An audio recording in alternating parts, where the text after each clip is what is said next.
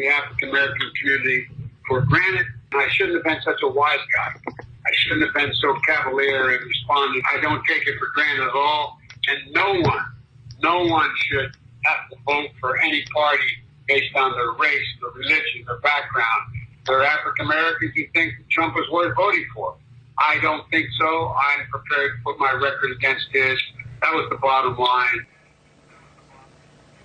The Biden campaign first coming out saying it was a joke, no big deal. Then there was a full-fledged, as you see there, apology for being too cavalier, according to the former vice president, with a phone call with the Black Chamber of Commerce. What about this, where it goes, what it means? Big picture, let's bring in our panel. Byron York, chief political correspondent of the Washington Examiner, Leslie Marshall, Democratic strategist, and Ben Domenech, publisher of The Federalist. Leslie, your thoughts. You heard the interviews with Congresswoman Sheila Jackson Lee and Senator Scott earlier in the show.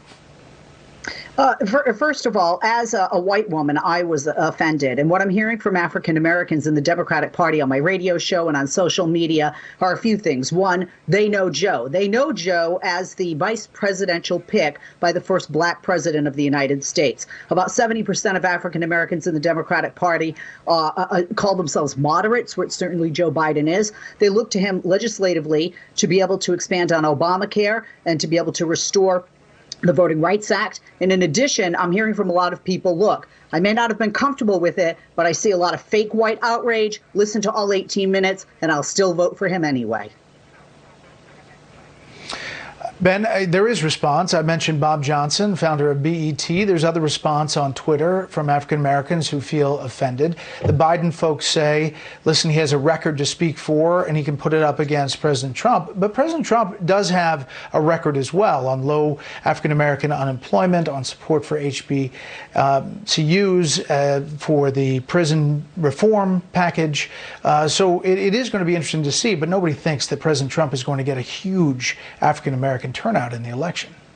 But he doesn't need to get a huge turnout. In fact, the White House's focus has just been on increasing their support, particularly among black men, by a very small amount. I think that this was a huge error on the part of the Biden campaign, and not just because of the gaffe that you saw today in terms of his response. When you're dealing with someone, a lengthy and respected interviewer like Charlamagne Tha God, you have to give him the time that is due him. They cut him off, or attempted to cut him off twice in this interview. He said, you can't do this to black media. And I think he's saying, you know, you can't just count on us by default. You can't count on our support by default. You need to give us more respect and our due. And the other part of this is the second part of what Joe Biden said there, which is, look at my record. Well, that record includes that crime bill, which I think he did a pretty poor job of defending today. He's going to have to continue to defend it. And this is the challenge of doing so within an environment when you can't sit down for one-on-one interviews, and you do have to do all of these things remotely. All right, Byron, quickly, because I want to get to Canada Casino Vice President round. In 2016, 8% of black voters voted for Donald Trump. That's not a huge number, but it's not nothing either, more than 1 million people. So that wasn't covered by this. But this controversy was about exactly what it appeared to be about, which is there's been a long debate of whether Democratic politicians take the black vote for granted. And I think that this was clearly an expression of Vice President Biden doing exactly that and getting called on it. Okay, a quick trip down the road to Canada Casino. Vice President version for Joe Biden. Leslie, you get $100 in chips. You have to spend them. Where are you going? Well, I would change it now a little bit, but I had put originally today 40 on Amy Klobuchar, 40 on Val Demings, 10 on Kamala Harris, and 10 on Gretchen Whitmer. I would put more for Klobuchar because rumors are coming out of the Biden camp that she seems to be his number one choice right now. Even after today and everything that happened today, Ben, your bets. I'm overwhelmingly for Klobuchar with $50 on her, $20 for a dark horse in my category, Senator Mastiff from Nevada, and then 10 each on Abrams, on Whitmer, and on Harris.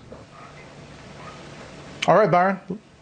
I still think Kamala Harris is the front runner on this, a woman and an African American and somebody who's already run. Kamala Harris, $40, Amy Klobuchar, $20, and $10 each for Elizabeth Warren, Tammy Duckworth, Val Demings, and Michelle Lujan Grisham. All right, a lot of bets out there. Panel, thanks. Stand by. Next up, the Friday lightning round. All right, here we go. Lightning, winners and losers. Byron, then Leslie, then Ben. Here we go. Byron.